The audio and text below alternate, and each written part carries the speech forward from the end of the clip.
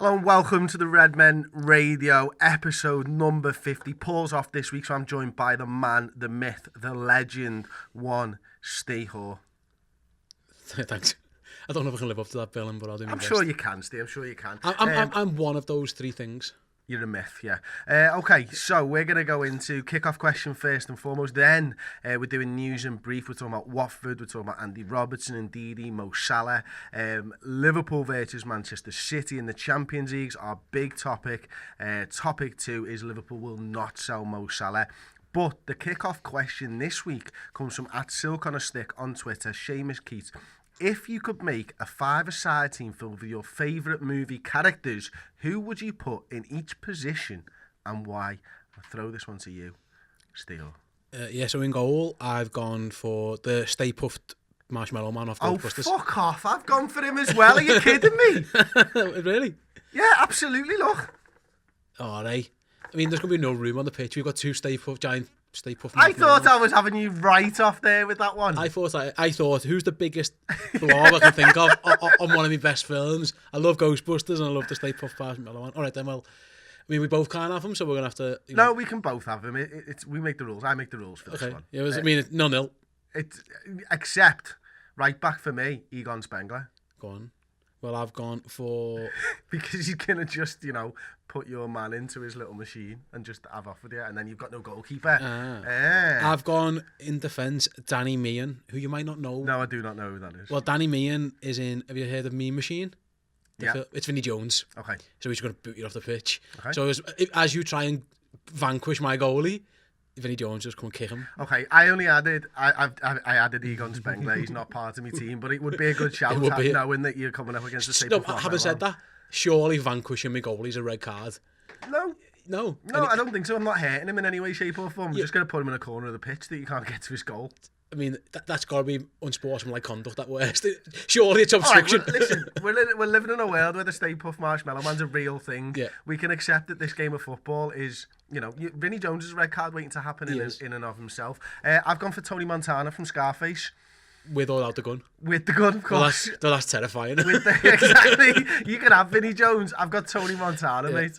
Surely he would fail the post-drug test. Probably, but there's no drugs test in this five-a-side. Oh, really? Okay, then. So we're laughing there. So far, I'm battering, yeah. Who's your next player? Midfield, I've got for Jason Bourne. Now, I think Jason Bourne is the hardest movie character in the world ever, in terms of no special powers. He doesn't need weapons or anything. He's just dead hard. Like, if you said, like, put all the movie characters in the world in a big fight, you can't use any special powers and there's no weapons, Bourne, I think, would ultimately end up winning that fight. He's got a good engine. I've seen him run loads in them films. Yeah, he does. And he can, vault roofs. He bursts through Paris. So I can imagine him just breaking the lines well. So I think Bourne is going to run rings around. Okay, my next guy comes from Goodfellas. It's Joe Pesci's character, Tommy. Okay. Armed with a pen, and a shoe or something like that. I mean, this guy's a violent person. He's very violent. He's not funny. Don't accuse him of being funny. He's my enforcer in the middle of the park if I need another one. He's a bit little. Yeah, but that's what I like about him. No one sees it coming. Little terrier, like. He is. That's it, like Joe Allen, if you will. a little Leon Britton. Right, okay. My next player is a guy called Corporal Luis Fernandez. Sounds terrible at football. Have you seen Escape to Victory? No. It's Pele. Okay, sounds. He's boss. He's pretty decent. He scores no overheads. Class. Yeah. Okay, I can see that. So is he? You've basically got Pele. Yeah. Yeah. Okay, sounds. I mean, it's a good shout. I'm not going to argue with it. It sounds like a good one. Apparently, he's good at footy, and Okay, well, You've got Pele, and my next two picks are gonna go. I'm gonna go psychological warfare on you. Okay. I'm gonna go. Is it Viagra? No. I'm gonna go Cobb. Do you know who Cobb is? I don't. Explain. Certain little film called Inception. Oh, you're going to get in my head. I'm going to get in your head. I'm going to get Pele in your head and make him think that he's on my team. Oh. Right, so... just plant dreams of like having an erection in his head and just ruin his life. And I'll give you my last pick. It's Scarecrow from Batman Begins. Yeah, terrifying. Yeah.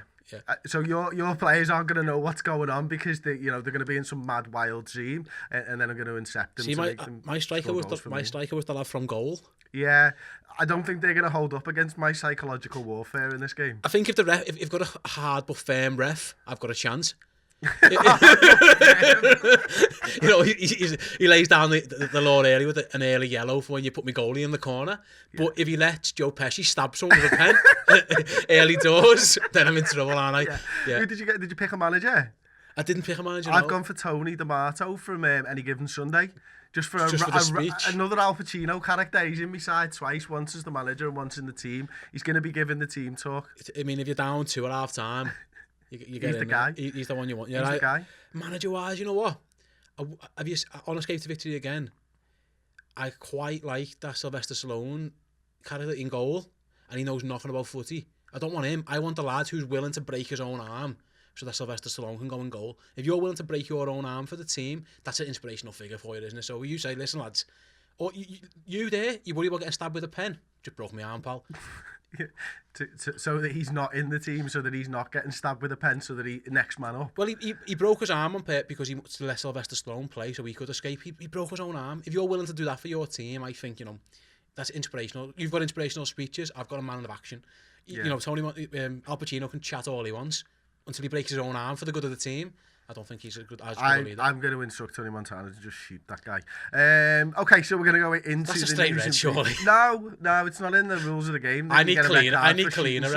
Show me the official FA rules of the game where shooting someone isn't allowed. I mean, surely it's unsportsmanlike conduct at worst. You're after Craig Pawson's ref who let you get away with murder. I'm after like John Moss who sends you off for anything. I think that's what we're after.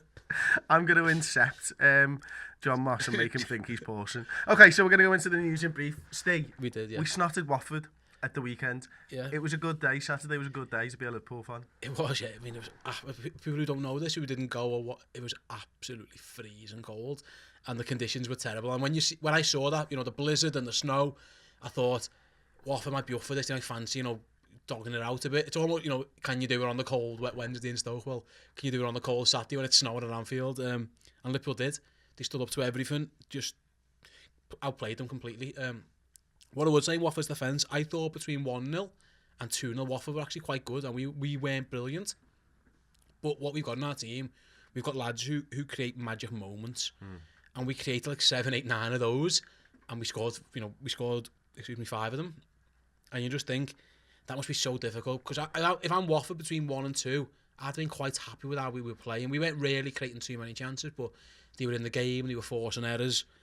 But then Liverpool just create two absolute moments from absolutely nowhere. Mo Salah, obviously at the beginning, and then right at the end when he gets on the end of the cross.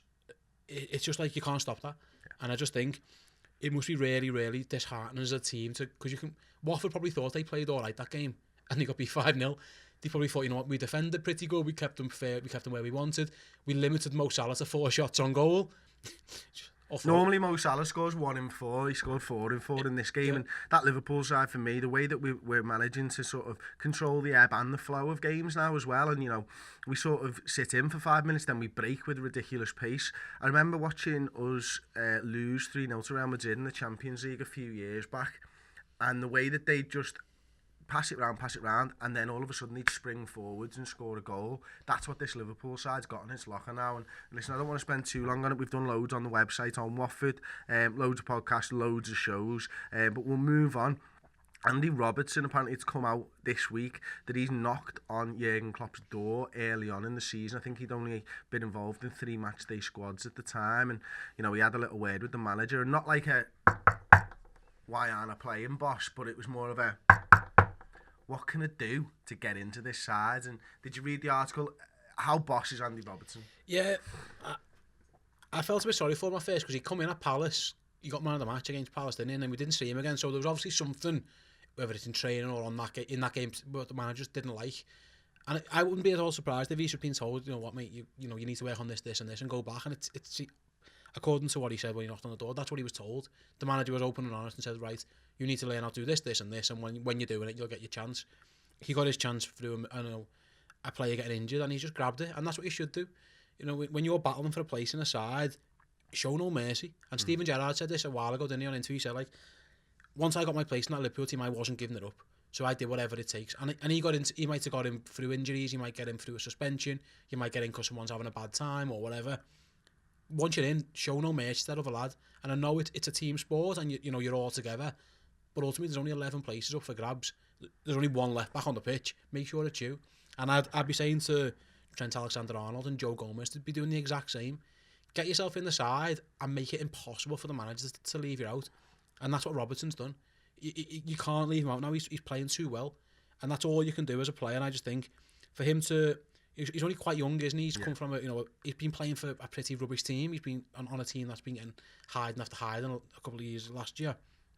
To walk into Liverpool and, like I say, he had a decent start, then we went away, and since he's come back into the side, he's been unbelievable. He's performing at a level now for Liverpool where I can't remember any left-back performing at this level since I've been an adult, certainly. Yeah, and you think about it and you think, oh, well, who are the great left-backs of the last, let's say, 15, 20 years? And John Aaron Rees is kind of the one that jumps out at you. And was he actually that good?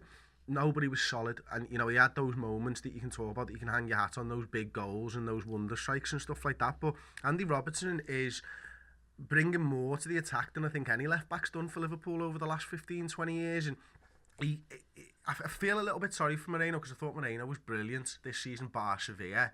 But there's no way that you're putting Alberto Moreno back in now. And Robertson, as you say, he's been ruthless. He's found that position. He's carved out a good working relationship with Mane and with the other centre midfielder, be that Milner, be that Chan, be that Wijnaldum, whoever's in there. He seems to have a great understanding with them. And Mane's role slightly evolved so that he's playing a little bit more central.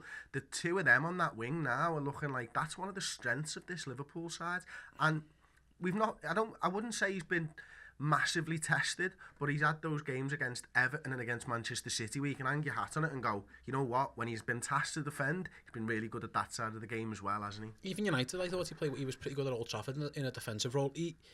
I was at the Watford game where I was sitting, I was quite close in the Kenny Dalglish stand, it's called now, in North Centenary, and by the end of the game he was literally playing like up front on the left. He was almost doing what Mane does, and James Milner was covering for him, and I was that close I could hear them shouting at each other. And basically Milner said to him, going, you know what, I've got you. Literally said, I've got you. And he was just pushing Robertson like right up the pitch. And that's what he can offer you because he's got the pace to get back. So his starting position can be well higher. Because if we lose the ball in midfield, and to be fair, Moreno can do this as well. Yeah. They're both lightning quick and they can both get back. Trent to an extent could do it. Joe Gomez I don't think could do that yet. So the balance he offers the side, he's almost playing two roles at once. He's playing left back and he's our left wing / midfielder. Because Sadio Mane is a de facto number 10 almost now. He's the way, him and Mo Salah are wingers, but they're almost always in between the penalty area. They're always in between the sticks where they should be in terms of this system. It's a thankless job he's got, but he does it really well. And I agree, he's got good. His character looks spot on. The thing about him, he sends a kid, he notices a kid doing stuff for a food bank and congratulates him. I met him after the Palace game. Seemed like he had a good head on his shoulders, good lad. I think we found one. I think he's another one where you can think, you know what, we found one. It's how I thought after 6 months of Nathaniel Klein to an extent. It's like, that's boxed off now. That's fine. Forget about that for a few years. Your fullbacks, you never want to worry about your fullbacks. You just want them plugged in and you want them to play. Steve Finnan was a good example. Just pick him at right back and we'll be fine. Early Glenn Johnson was like that until it went wrong, so hopefully it doesn't go out that way. But you don't want to be worrying about your fullbacks. You just want them on the pitch playing well, and that's what he's done. And the fact that the cop is singing his name every week is going to help him massively. Absolutely, yeah. So we're going to move on then. We've got a little bit of transfer news, and one of the things that I read on Read Liverpool, actually your site, is that Liverpool want Ndidi. Can you shed some light on this one for us? Yeah, apparently it was a journalist in France, actually. He was the guy who broke the Naby Keita stuff.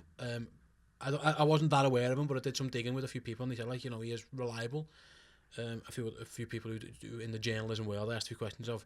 They hadn't heard this themselves, but he said, like, that guy's usually good in terms of his connections with the agents and stuff, who often represent French and African players, so that could be a positive.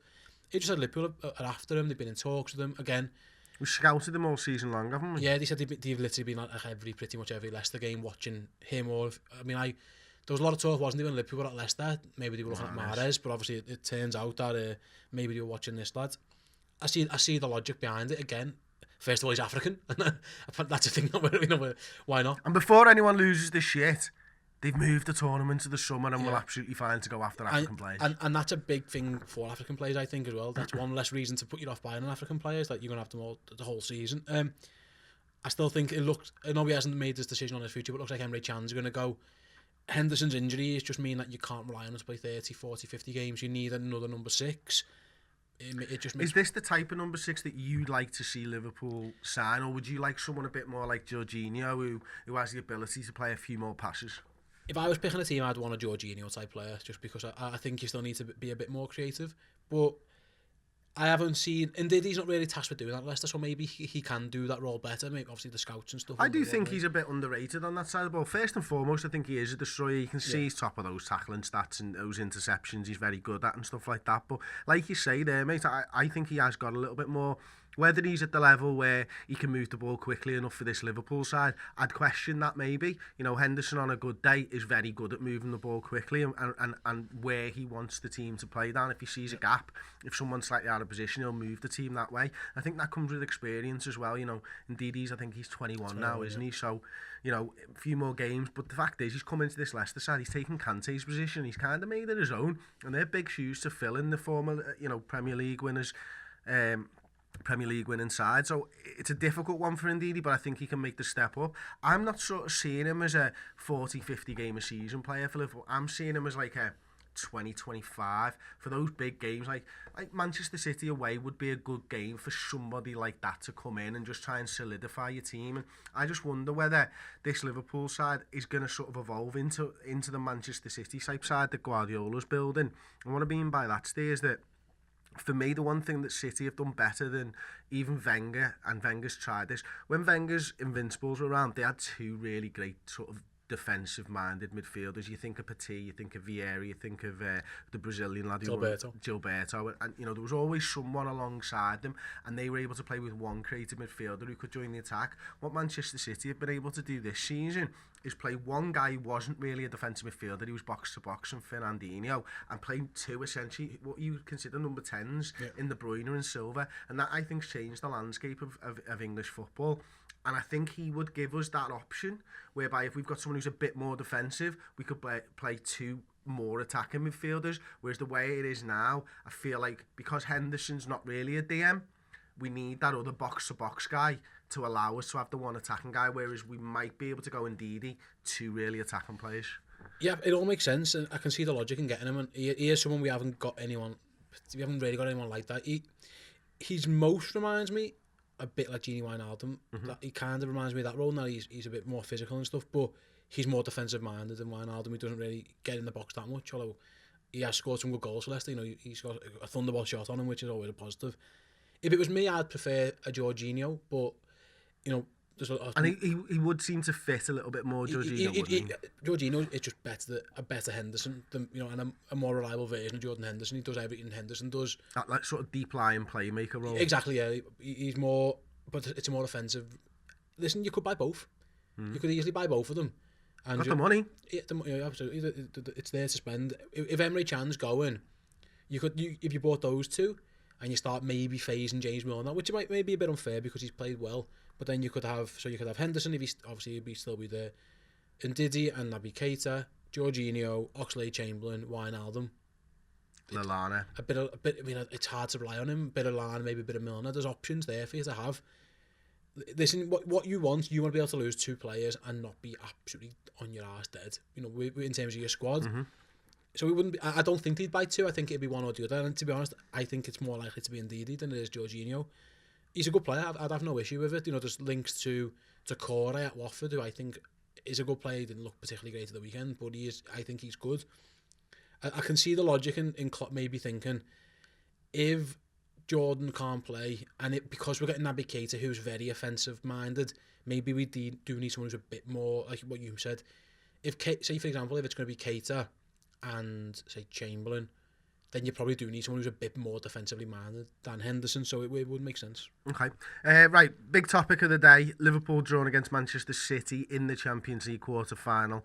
First game to be played April the 4th at Anfield. Following that is the 10th of April at the Etihad.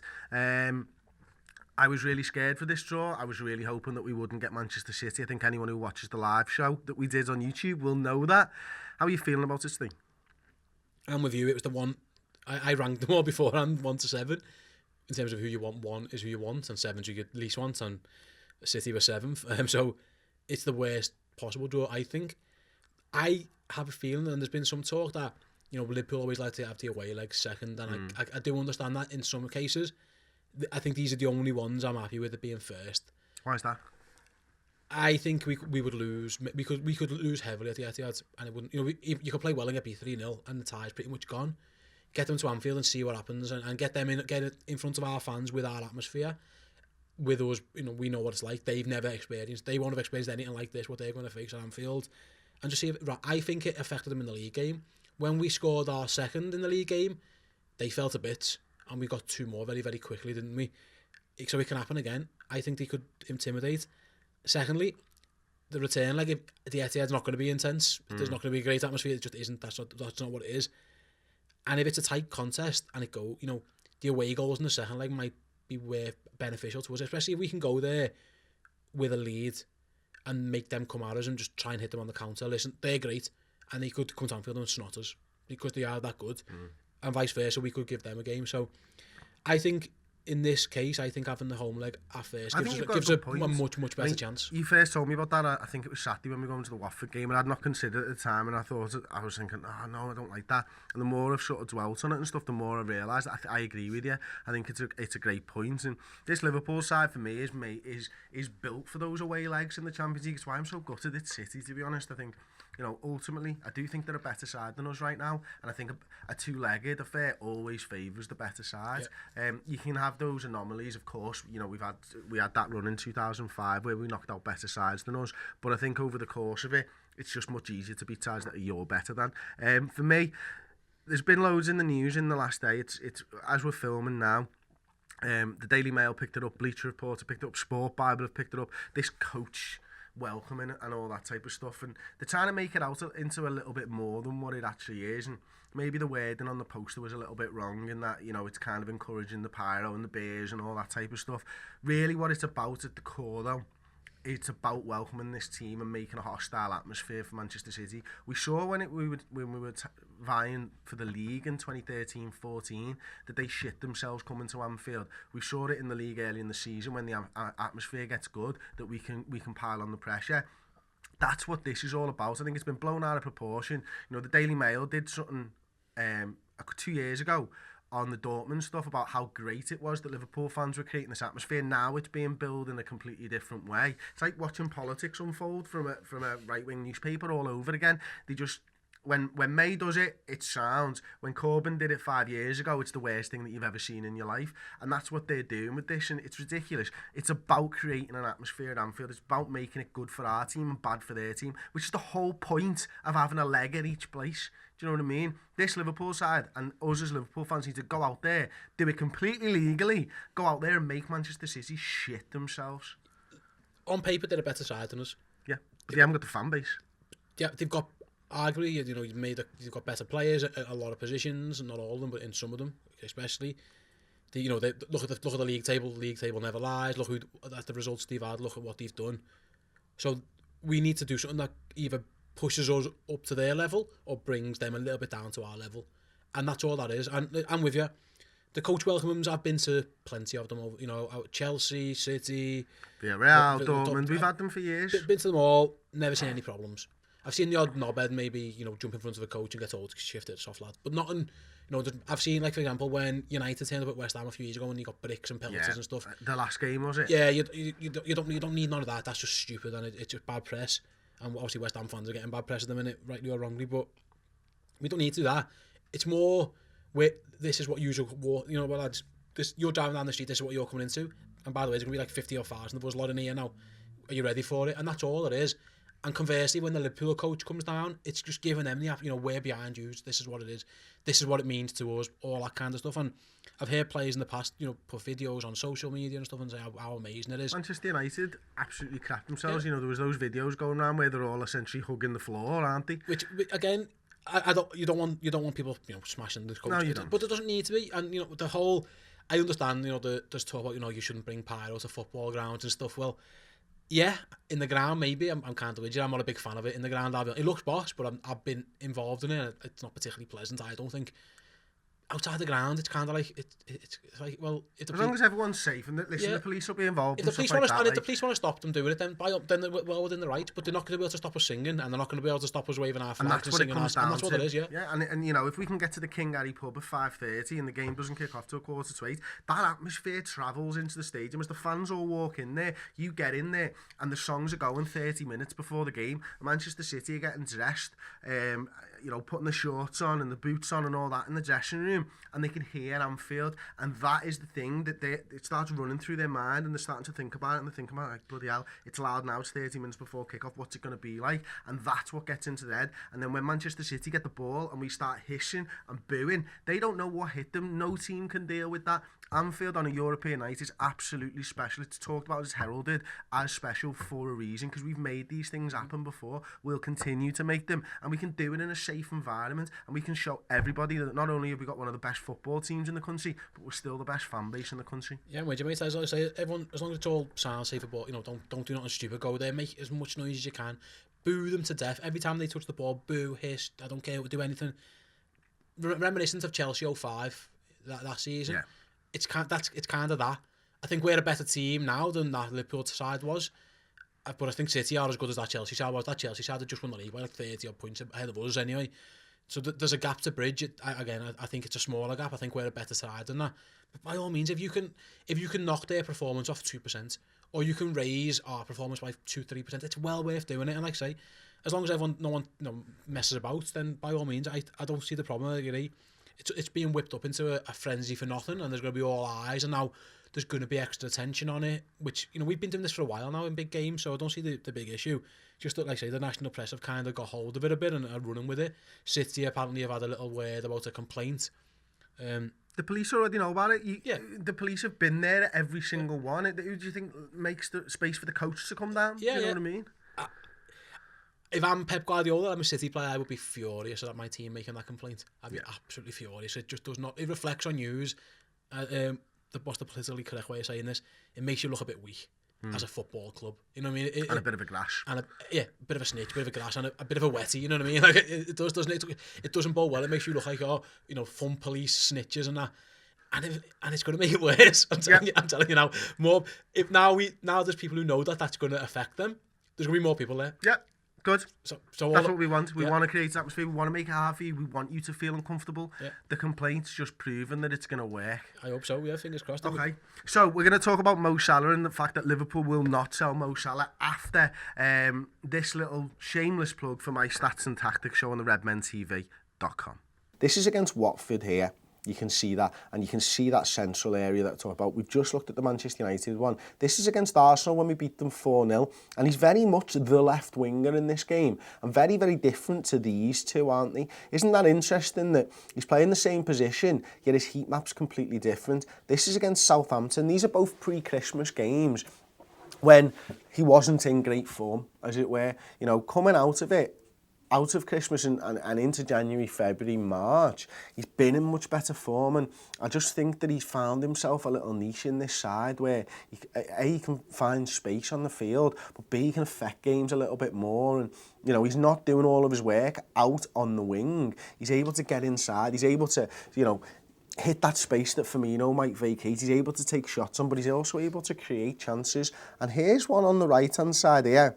This is Phil Coutinho's heat map against Swansea in, what would you say, his first, it's either his best game this season for us or his second best. I think Brighton was probably his best, as I mentioned before. But Swansea, you know, he had an absolutely brilliant day. I think we beat them 5-0 in Anfield. And isn't it interesting that it's the same style heat map against Swansea as the new Sadio Mane role? Just let that sink in. I thought that was really cool. I think that's really interesting. And again, if you compare it to what Sadio was doing in that left wing position versus Arsenal versus Southampton, it's a real big difference, isn't it? And I just wonder whether there's a slight tinker in the formation, a slight tinker of the tactics by Jurgen and Sadio and everybody else because of the emergence of Robertson, the attacking threat that he's been, that's actually enabled Mane to play a little bit more central and find those pockets of space that I think he loves. So yeah, we hinted at it earlier in the show. That's a little bit of proof that it has changed over the course of this season. But we're going to talk about another guy who's lit the league up this season. It's Mo Salah. Chris Bascom wrote an article late Monday, 10:30 came out on Monday, because that's when the news comes out nowadays, that Liverpool will not sell Mo Salah this summer. Ominous words there? No, I think it's positive words. To be fair to FSG, they said this with Coutinho as well, and they kind of stuck to the words. They just changed the mind a bit later. Yeah, a bit later. I think Glenn Price from ESPN reported today as well, there's no release clause in the contract, which is, you know, an absolute worldie. What everything that was said in Chris Bascom's article, and I encourage people to go and read it if they didn't. It's on the Telegraph, by the way. Which is how big clubs act. You know, we're not selling you. Go away. We're not selling him. He's under contract for 4 or 5 years, maybe 4 years this summer. We want to be what yous are now, and we're not going to get there by selling our best players. The only thing is, the proof will be in the pudding, because this has been said before. It's been said before, and then players have gone. So I can understand people being wary about it and anxious about it. It's just a bit sad that, you know, when a player gets so good, that automatically he's linked away with a move from Liverpool. That's not sad. That's not sad for me. It's not sad that he's that good. It's sad that people automatically think, well, he's off. Yeah. What would you rather have, though, Steve? Would you rather have your best players not being wanted by the Madrids and Barcelonas of this world? No, would you rather Barnett want them because it means that they're crap? Do you know what I mean? No, or would you rather want Real Madrid and Barcelona to be sniffing and us having to put our hands out and going, no, we're not going to sell him? No, that's it. That's right. The issue isn't where. The issue is, well, Liverpool might say, yeah. For example, if Barcelona and Real Madrid wanted Kevin De Bruyne, no, you wouldn't even consider that might happen. You wouldn't. No one's going to. No, not happening. Whatever. But we've got. We've got a history of selling those players. That's the problem. Yes, exactly. Is this the man where we go? No, we're all in on Mo Salah because he's going to take us to a title and to a European Cup or something. Yeah, it should be, and I think it wouldn't be that long before Bobby Firmino's being linked with teams as well. You know, because he's that good. These players are that good now. And listen, if a team needs a left back, eventually Andy Robertson might be the left back they go after. You know, there's tons and tons that could happen. It needs to sell. I've said it in the summer with Coutinho, in the winter. Sorry, it needs to stop. And listen, we've done it right without Coutinho, but it's still never a good idea to sell your best players at any stage ever. You just don't do it unless like you think they're like a bit of an idiot or whatever. It's got to stop. And I agree. I believe it. Maybe I'm naive, and maybe I'll be, you know, once bitten twice shy and all that. But I do think that they're gonna keep him for a while at least. It might be a couple of seasons, 3, whatever. Why on earth would you let this player go? You can't. You just can't. If we let him go, it's a travesty. Yeah, it's absolute travesty. But they're trying to build, like, listen, loads of talk about FSG. Steve. FSG are building Liverpool into something, aren't they? You know what I mean? And I think everybody can see that now, that they've got a plan, and it's not only the commercial side of the business, but it's also the football side, and the value of Liverpool Football Club is soaring and soaring and soaring, and Mo Salah's helping that. You know, we're getting a big influx of Arabic-speaking fans because of Mo Salah, but also, you know, in the wider sense, he's doing great things for the community, and not only that, for the Muslim community, there's a bit more, I think, acceptance, and I don't think that's right, that it should take a footballer to do that, but that's the way of the world now, and Liverpool have to keep hold of him. Liverpool will keep hold of him, certainly this summer, because ultimately I think he's irreplaceable right now. I think he's top 3 in the world right now. Yes. That's how good Mo Salah's playing at. Like, listen, if you talk about a story back history of a player and stuff like that, you got Cristiano Ronaldo, you got Messi, and he comes nowhere near them, but he's 25 years old, and this is his breakout season. You know what I mean? And if he does this for another 2-3 years, and there's no team in the league that can stop him, so there's no way you'd think, oh, well, anyone's going to stop him. It's not. We just need to keep hold of him. We need to make sure that he is the guy that we say no, because now we're in the quarterfinals of the Champions League. It's the first time we've been here since Rafa Benitez was our manager. Now we're in a better position as a club to turn around to people and go, no, we're not selling our best players. They can achieve what they want here at this club now, today, tomorrow. Absolutely, yeah. There's just you can't just. There's no justification for it. Even if he fancies a move, no, just not go, mate. He doesn't come across like he would. If I from his point of view, again, the draw of Real Madrid and Barcelona is always huge. Yeah. You can understand it. Liverpool need to make it worth his while for him to stay. Pay him what he needs to be paid. Give him the assurance he needs to be assured, and win things. How do you keep good players happy? Give them loads of money and give them medals. Yeah. It's that simple. And Barcelona and Real Madrid can do that to them and for them. Man City have been doing that for players, and that's why, you know, people were happy to go and sit on Manchester City's bench. Good top players around, you know. Bernardo Silva is a top player. He could play for most teams around Europe. He's happy to be a bit part player because he's going to win league titles. He's in a European Cup quarter-final and he's on a big load of cash. So if we want to be a big club, that's how you act like a big club. You do it. The money's there now. You know, we mentioned before, financially they're stable. By all accounts, they are offering big wages out. You know, Virgil van Dijk's on one of the most record for fee for the defender. He's on nearly 200 grand a week or whatever. That's how you do it. Keep them happy. Pay them what they need to be paid. You can pay them whatever you want, and you justify it. You know, it means nothing to anyone. The money's there, spend it, and ultimately try and win stuff. So, and if it's not this year, make sure you're winning stuff next year. If you're winning stuff and the pockets are filled, players will be happy. It doesn't feel at the moment, before we move on, like Liverpool used to have to sell a vision for what Liverpool's going to be. Yeah.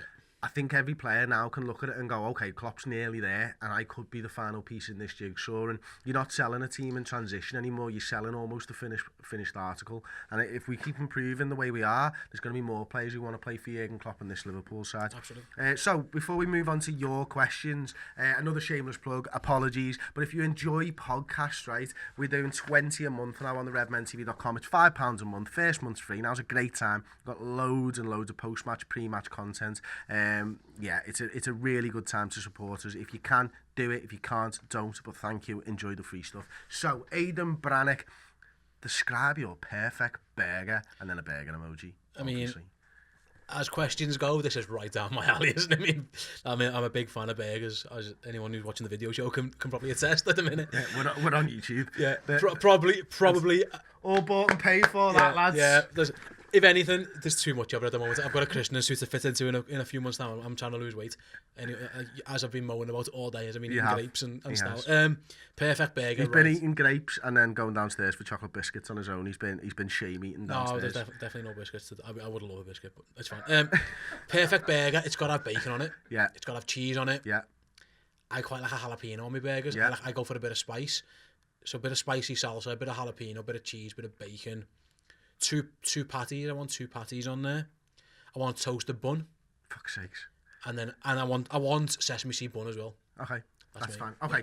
So it's 2 all beef patties, special sauce, lettuce, cheese, pickles, onions on a sesame seed bun. Okay. AKA the Big Mac.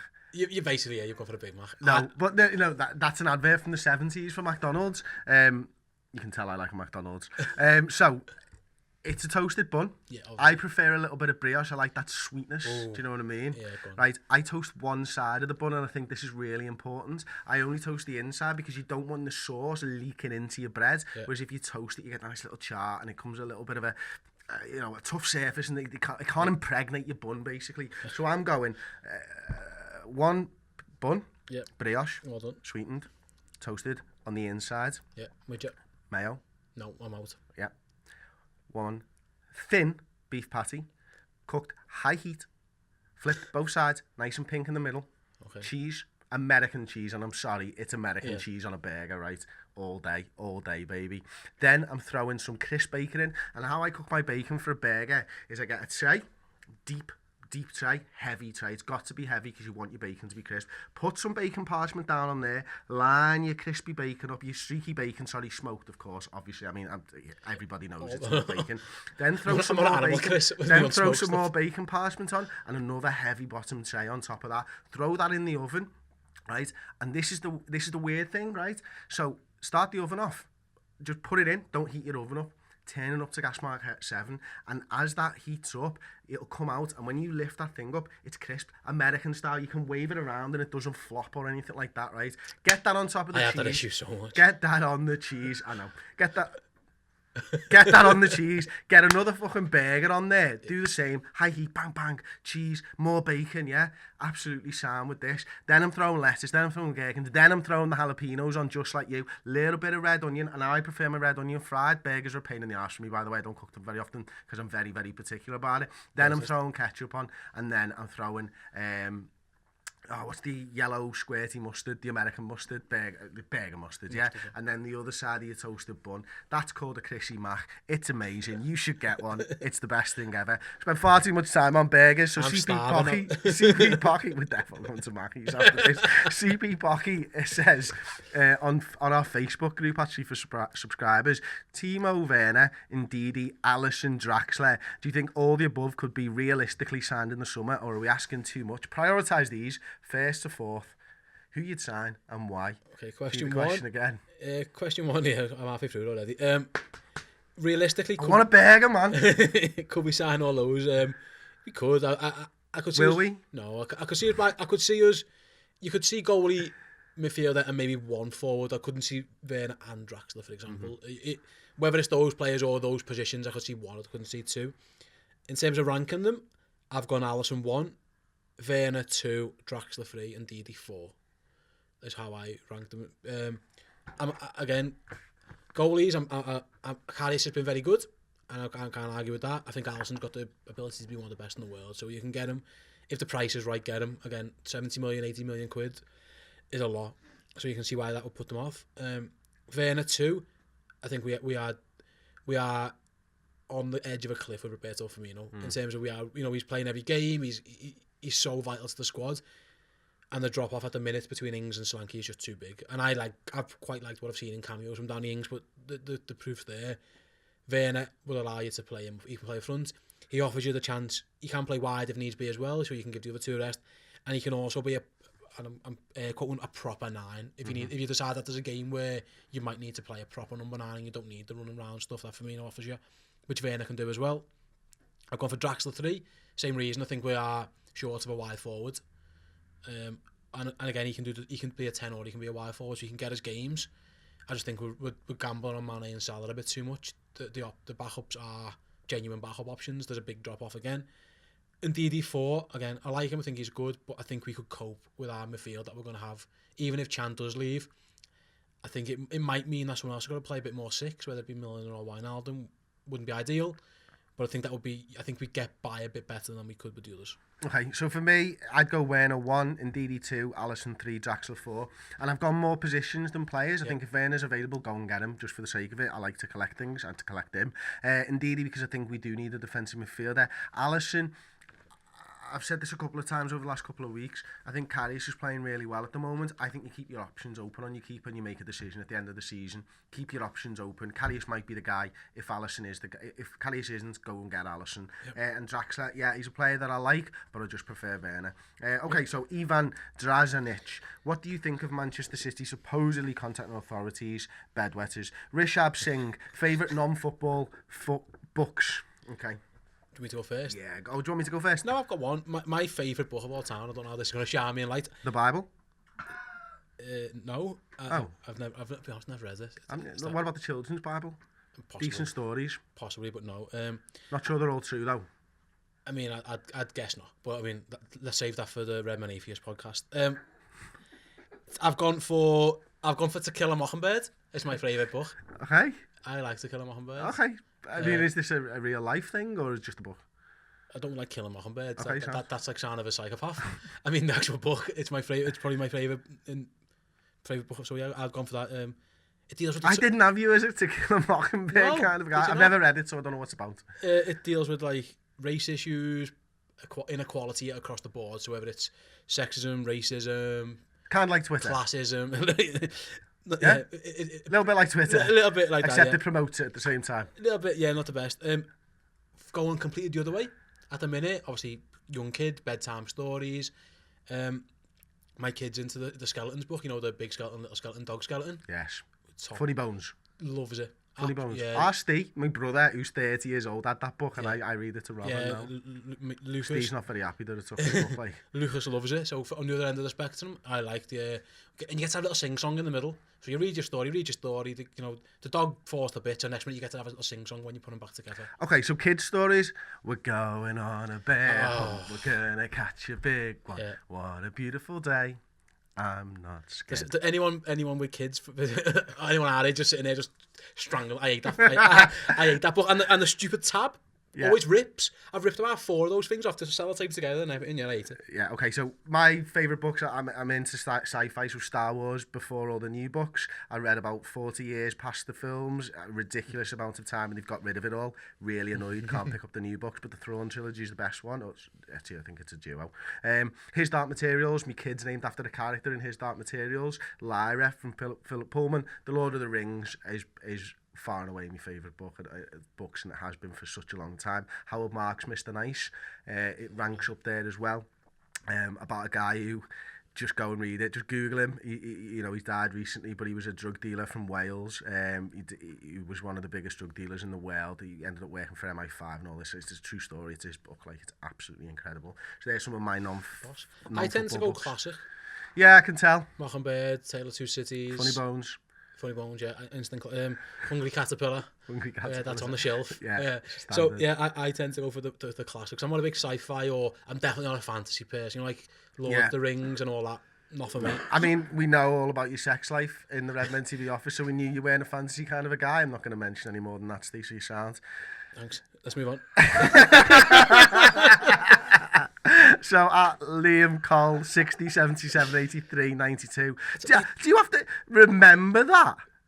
Imagine, like... He's American, that's his house number. I just don't remember, like, my password for stuff. I'm halfway through his username, and I've forgotten that. You know when it says forget password, he's got to press forget username first. Recycle his username to get his password, and that's a big one, that Liam. Calm it down a bit. Aye. No one's ever said that to me. The front three this season has blown our minds. And because I don't know. The front three this season has blown our minds, and we've gave them loads of credit. But do you think other individuals deserve the same credit, e.g. Chan, Robertson, even Hendo at times when he's played? Says Liam, Cole, 60, 77, 83, 92. 60, 77, 83, 92. It's a lot of numbers. Same credit, no, because I think the job of those other players is to facilitate those front three. The whole team is built to get the ball to those three and let them wreak havoc.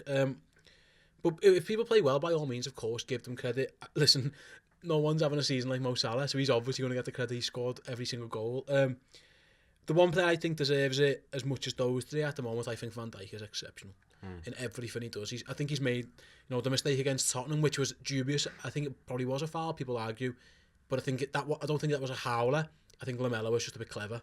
I think he's been exceptional. And listen, we have let a few goals in since he got here, but I don't think they've all been his fault. They've either been absolute worldies, or someone's made a mistake that he just can't do anything about. I mean, what can he do, for example, with the Lovren and Trent making a mess at Old Trafford? What could he do? West Ham at home, what's he going to do about them goals and stuff when Antonio just runs and scores? I think Van Dijk's been exceptional. I think he deserves a lot of credit in our recent turnaround, but our team... He's an organiser as well, isn't he? I mean, I would say, at Watford, again, as I mentioned earlier, I was right by the pitch. And second half, even though the crowd was good, I could hear them shouting, and he never shut up. Especially, I mean, I was near the halfway line, so as we were in their half, and he was on the halfway line, he was screaming. Especially at set pieces and stuff, throw-ins, blah, blah, blah, he was mouth all the time. And what was impressive was everyone listened. So it'd just be, Sadio, right, or Hendo, left, and he'd just go. So he's obviously, that's his job in the team now to instruct them. Future captain? Possibly. Why does he need to be? People say this all the time, he doesn't need an armband to make him any more vocal or less vocal. He just is. Did Jamie Carragher need an armband to lead? No, he didn't. He got it when you don't need an armband on your arm to say that I'm going to be vocal. I think if Henderson leaves, then yeah, I think he's the ideal. I think he's an ideal one. But I think if Klopp rates Henderson like he does, which we all think he does, stripping him of the captaincy like some people say, I think that'd kill him. I think that's a massive blow. I think it affected Sami Hyypiä for a while when Houle took it off him, but he took it off him more because he wanted to rein Gerrard in. You know what I mean? And we haven't really got that. Would be a completely different situation. So I think he's exceptional, but like I say, the front three deserve all the credit because that's the heartbeat of our team. Man City now, their heartbeat of their team is their two number 10s. Yeah. It's the two wingers, so they're getting all the credit. Fernandinho's been great, but no one's talking about him. Otamendi, that's what he'll want as well. Otamendi's had a very good season. No one's talking about him. Why would you? Kyle Walker's been great, but you don't. That's not their job. They know the score. The lads who get talked about in the best teams in the world are the lads who score the goals. Why Messi, Ronaldo are the best two players in the world. There have been at times. It's the hardest job in football. And there's been defenders who have been absolute worldies. Look at the Ballon d'Or list. Cannavaro won it, 2006. Since it's always attackers, it's always forwards, because that's what we're there for. So I agree that players do get credit, but what I would say is that no one's hit the levels in our team that Mo Salah's hit, so he deserves all the praise in the world. Yeah, I agree with that. But the one person that I'd single out, and you've not mentioned him actually, Liam, is Jurgen Klopp. I think, you know, when he bought Mo Salah, he's come out and said he has shaped this team around him, around his skill set, around his elite sort of chance getting skills that he's got. And you look at it and you think to yourself, Mo Salah wasn't that player at Roma. Mo Salah was brought in probably as just a normal winger for Liverpool, and he's kind of created a role within himself, and Jurgen Klopp's reacted and changed the team around him. And I think that's incredible man management. I think that's incredible tactical management. He's accused of not being good tactically. Well, I'm sorry, he's getting the best out of some lad that's not scored 36 goals in a season before this season. Rodgers did it with Suarez and Sturridge. You change your plans when you know what you've got. I read the report, or I heard his comments the other day when they said they signed Salah, they saw what they had and they thought, right, we can do something with this. Let's change the plan. The team was meant to be built around, you know, bit of Firmino, bit of Mane, a bit of Salah, and they've gone, actually no, because this lad is like, he's got something, do it around him. Rodgers hated. I think he would have despised playing the formation we ended up playing at times, because it gave him it wasn't balanced at all. With, you know, Sturridge sometimes on the right, a bit of Suarez out there. He wouldn't have wanted that, but he had to get a system that fitted his players, and it worked for Rodgers in that 1 year. And Klopp's done the same thing again. The system hasn't changed as much, because I think he always wanted 4-3-3. Obviously, we saw that last year, but it's a different 4-3-3. Last year it was 4-3-3 where the wide players, Mane got chalk on his boots, didn't he? He was a proper winger, and Coutinho was on the left doing bits. Now it's a 4-3-3, but it's the most inside forwards almost. Really narrow with the width provided by your fullbacks. I'm not sure that's how he intended it to be when he put it all together, but he's reacted. He saw this lad who's a superstar, and he's facilitated the team, and that's exactly what he should do. Okay, there we go. Then that's the podcast for this week. But before we go, if you've enjoyed this, we've put it out on YouTube because everybody in the news show this morning asked us to. Drop a like on it, subscribe to the Redmen TV, and if you're into this long form stuff where we chat a little bit more in depth, but also keep the irreverent fun of Redmen TV in there, then do come over and subscribe to the redmentv.com. We do a lot of the long form stuff behind the website, 3, 4, 5 shows a week sometimes, and we really enjoy it. Thanks to everybody who subscribes already. You know, without our paying Redmen TV subscribers, the YouTube channel wouldn't exist. So thanks to everybody. Thanks to Tom behind the camera, of course, and thanks to Ste Hoare for joining me on his second ever Redmen TV podcast, the 50th that we've been doing in this run. Anyway, I'll see you next time on the Redmen TV. That was very radio host. It was, wasn't it? Like, end of the night. Goodbye. Walk on.